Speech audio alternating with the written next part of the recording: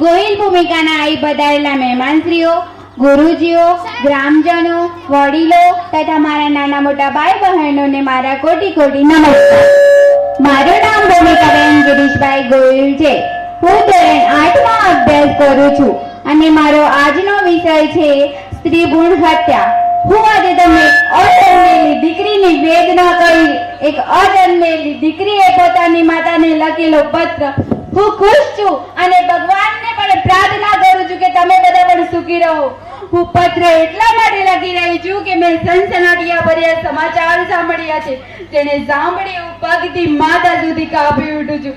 હે માં, તું મને યાદ તો કરતી હોઈશ ને? હા, કેમ કે તે મને તેજ ઉચ્ચારતી આજ સુધી સૌથી વધારે યાદ પડે પણ તેજ કરી હશે માં, તેજ. હા માં, તેજ કરીએ.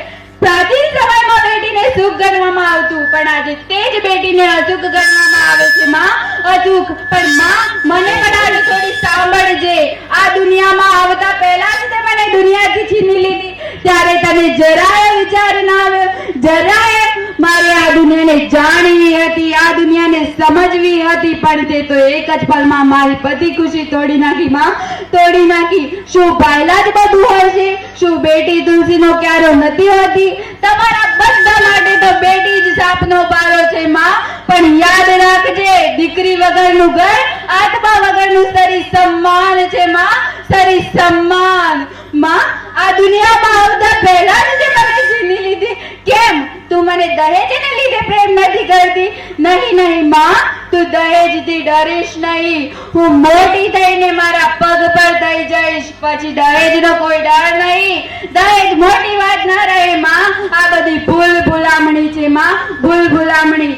જોજે માં, મારા હાથમાં પણ મહેંદી લાગજે, શરણાઈઓ વાગજે અને હું તારા એક આંગણાનું પંખી બનીને ઉડી જઈશ માં, ઉડી જઈશ. પણ તું મને અત્યારથી ના ઉડાડ માં, અત્યારથી ના ઉડાડ. હું તારી પુત્રી છું, તારી લાડલી રાજકુમારી છું માં, લાડલી રાજકુમારી માં.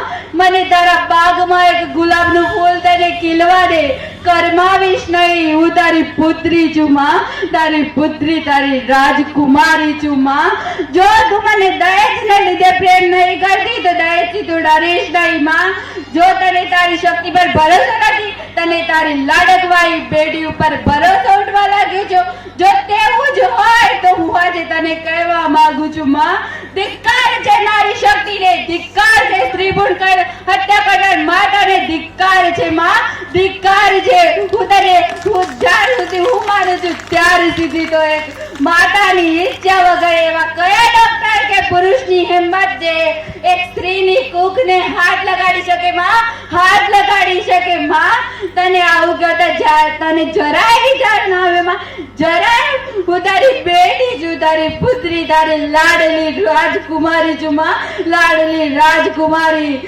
ધિક્કાર છે નારી તત્વને, ધિક્કાર છે સ્ત્રી ભ્રૂણ હત્યા કરનાર માતાને, ધિક્કાર છે માતૃતત્વ કરનાર માતાને, ધિક્કાર છે. એવા કયા પુરુષની હિંમત જે તેની કોખને હાથ લગાડી શકે માં, હાથ લગાડી શકે? મને થોડી સાંભળ માં, થોડી સાંભળ. હું તારી પુત્રી છું. જો હું પુત્ર હોત તો તું મને તારી કોખમાંથી બહાર ઉછેરી લે, પણ પછી મારામાં શું દોષ છે માં, શું દોષ? તું મને કેમ મારી નાખે છે માં? તું મને મારવા માટે જે દવા લેવા ઈચ્છે છે ને, મારા નાનકડા શરીરને ખૂબ કષ્ટ પહોંચાડશે માં, ખૂબ કષ્ટ પહોંચાડશે. સ્નેહમય માં, એનાથી મને ખૂબ કષ્ટ થશે, એનાથી મને ખૂબ પીડા થશે માં.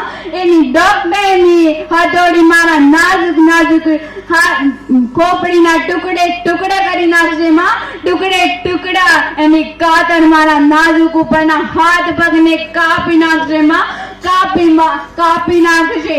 અહીં મને મારા ગોળ પરિવારના મારા મામાને પણ મારા અભિનંદન, જેમને મને અહીં બોલવાનો મોકો આપ્યો. એ શ્રી કૃષ્ણ પ્રાથમિક શાળાના શિક્ષકોને પણ મારા અભિનંદન. જય હિન્દ, જય ભારત.